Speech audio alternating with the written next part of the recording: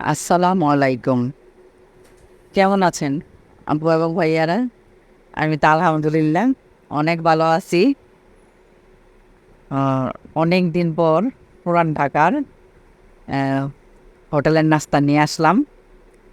আসলে এই রুটিনটা আসলে ১ মাস ছিল না রোজার কারণে। তো অনেকদিন পর আসলে ১ মাস পর আমরা হোটেলের কিনা নাস্তা খাইতাছি। আ আর হ্যাঁ, একটা কথা বলতে ভুলেই গেছি। আজকে তো বাংলার নববর্ষ। সবাইকে পহেলা বৈশাখের শুভেচ্ছা জানাই। আর আজকে জানো না অ্যাম প্রাণের স্বামী নাস্তা কিনতে গেছে তো হোটেলে অনেক সিরিয়াল। বলতেছে একটা লোকই নাকি ১৫০ ১২টা অর্ডার দিছে। বুঝোয়ালা কি চাপটা হোটেলে। আমি বুঝলাম না যে এত চাপ কেন? আসলে ওই যে অনেক হোটেলে ১ মাস ভাজা পোড়া বিক্রি করছে। তো কি হয় আমাদের এই এলাকাটায় এই প্রায় ১০ দিন পর্যন্ত হোটেল বন্ধ থাকে, কারিগর আসে না। তো ওই কারণে একটা হোটেলই খোলা ছিল। তো ওই একটা হোটেলের উপরেই চাপ পইড়া গেছে গা, এই আরকি। আর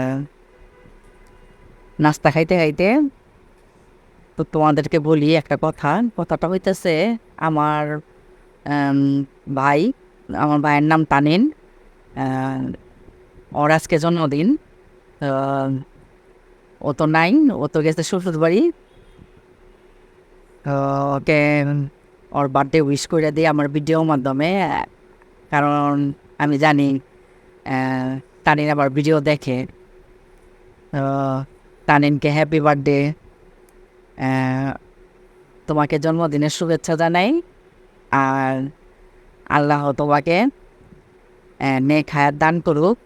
আর আল্লাহ তোমাকে যতদিন হায়াত দিছে সুস্থ সবল জিন্দেগি দান করুক।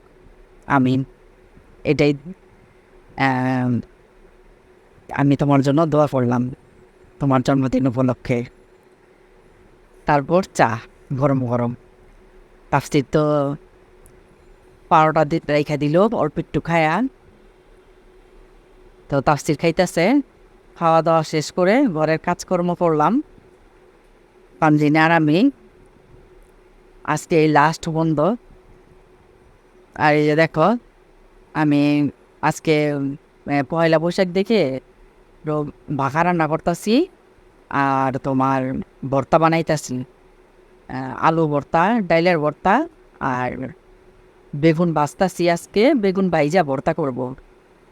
তারপর তোমার মাগরিবের পরে চটপটি খাবো, কারণ চটপটি খাওয়া হয় নাই এবার ঈদে। শরীর ভালো না তো, ওই কারণে বানাইতে পারি নাই এটা। তো আজকে একটু ভাল লাগতেছে, তাই আজকে ডাবলি ভিজায় রাখছি। রান্না হইলে ডাবলিটা সিদ্ধ করে রাখবো।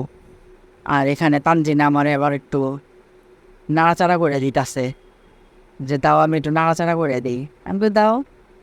তারপর তো তোমার মনে করো যে সরিষা তেল দিয়ে আমি তোদের ভাতটা রান্না করতেছি। আর চটপটির জন্য আলু ডিম এগুলো সিদ্ধ করছি। আর এই যে দেখো এই জায়গাটায় বসে আমি ভর্তাগুলা বানাইলাম, 3টা ভর্তা তোমাদেরকে দেখাবো। কিন্তু তানজিনা কি করছে, ক্যামেরাটা রাইখা চলে গেছে। আমি ভাবছি ও ক্যামেরাটা অন করে দিয়ে গেছে, কিন্তু তানজিনা অন করে নাই। তানজিনার উপরে এমন মেজাজ খারাপ হয়েছে না আজকে আমার।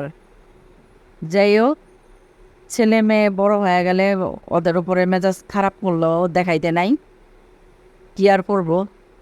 যাক, ভাগ্যে নাই তোমাদেরকে দেখাইতে পারলাম না। আমি 3 রকমের ভর্তাটা বানাইছি। পেঁয়াজ ভাইজা নিছি। কেন ভাইজা নিছি? অনেক গরম তো, কাঁচা পেঁয়াজ দিয়ে করলে না গন্ধ হয়ে যেতে পারে গা। অনেক গরম। আর আমার বাসা তো টপ ফ্লোরে। তো ছাদের গরমটায় আমাদেরকে পাগল বানায় ফেলায়। সবার বাসার থেকে মনে হয় আমাদের বাসায় গরমটা আমাদের বেশি লাগে। তো যাই হোক, আম, পয়লা বৈশাখ উপলক্ষে তো 3 রকমের ভর্তা। আর আজকে আমি অনেকদিন পর লাগে খাইতেছি, এরকম মনে হইতেছে জানো না, খাইতেই পারি না কয়দিন ধরে। তো আজকে অনেক ভাল লাগছে, 3টা ভর্তাই মজা হয়েছে, মাশাআল্লাহ আলহামদুলিল্লাহ, অনেক মজা হয়েছে। তো সবাই বলল ওদেরও ভাল লাগতেছে, কারণ আমি তো খাই নাই পোলাও মাংস। পোলাও মাংস তো বাসার সবাই ওরা খাইছে, আমি খাই নাই। তো ওরা বললো যে না, 2-3 দিন পোলাও মাংস খাইতে খাইতে আজকে ভর্তা অন্যরকম, একটা রুচি, একটা বদল হইলো অন্যরকম, এই আর কি। আসলে অনেক গরম তো, চিন্তা ভাবনা করতে করতে আধা বেলা জায়গা, কি রানবো কি করবো। তারপর আজকে তানজিনা লাস্ট ছুটি, কালকের থেকে তানজিনার অফিস খুলে যাবে। তোকে জিজ্ঞাসা করলাম যে তোমরা কি খাবে, আজকে পয়লা বৈশাখ বন্ধের দিন। তো 3 দিন 4 দিন ধরে তো খাইতেছেই খিচুড়ি, মাংস, রুটি, পারোটা, মাংস, রোস্ট, এগুলো তো খাইতেছই, কি খাইবা বলো। তো বলে যে একটা রানলেই হবে। আমি তাহলে আমি ভর্তা বানাই আর একটু ভাখা রান্না করি, খাবা? বলে যে আচ্ছা ঠিক আছে, রান্না করো। এই আর কি। যাই হোক, তো অনেক ভাল লাগলো। তো আগে তো তোমার মনে করো যে তানজিনা যখন ছোট ছিল, তো পয়লা বৈশাখে বের হইতাম। আগে অনেক এনার্জি ছিল, আসলে সংসারে কাজকর্ম করে না, ছোট বাচ্চাদের নিয়ে বের হইতাম, ঘুরতে যেতাম।